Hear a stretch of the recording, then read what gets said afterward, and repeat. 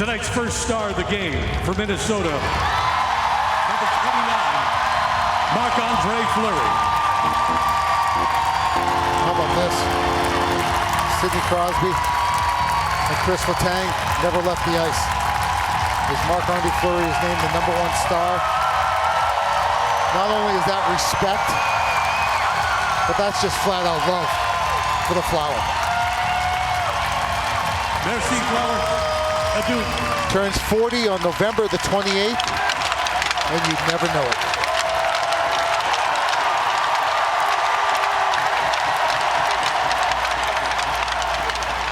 Yes, a very cool moment. Of course, we all thought that was the very last time that Marc-Andre Fleury would take the ice here in Pittsburgh when the Wild came to town to take on the Penguins. That all changed when the veteran goaltender signed a personal tryout agreement that will allow him to take the ice once again as a Penguin. Well, recently, Kyle Dubas explained the reason behind the decision, and as you can imagine, his former teammates were excited about the move as well.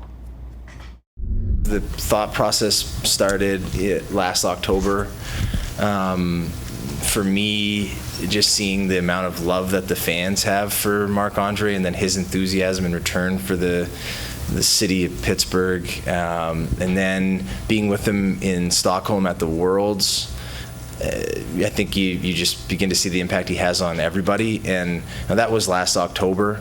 And the thought process was in talking to the folks internally that, I just thought it would be a great idea and for him to be able to kind of have this full circle moment and allow the fans the chance to properly salute him in a Penguins uniform rather than a different uniform. We could spend here all day talking about the impact he makes on a daily basis, but this also the success he's had, and one of the most memorable saves probably in the history of hockey to help the team win in Game 7 in Detroit at the very end.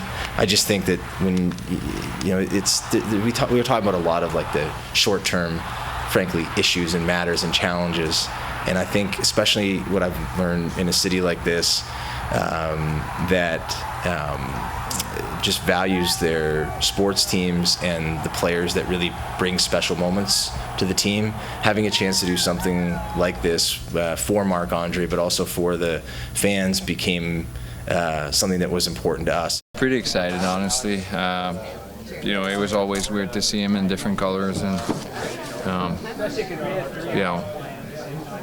I guarantee if it was not for an expansion team, he would probably finish his career here. And to have him play his last not a regular season game, but his final game with a black and gold will be pretty emotional for everybody. I can imagine. You worried about pranks or thinking of any?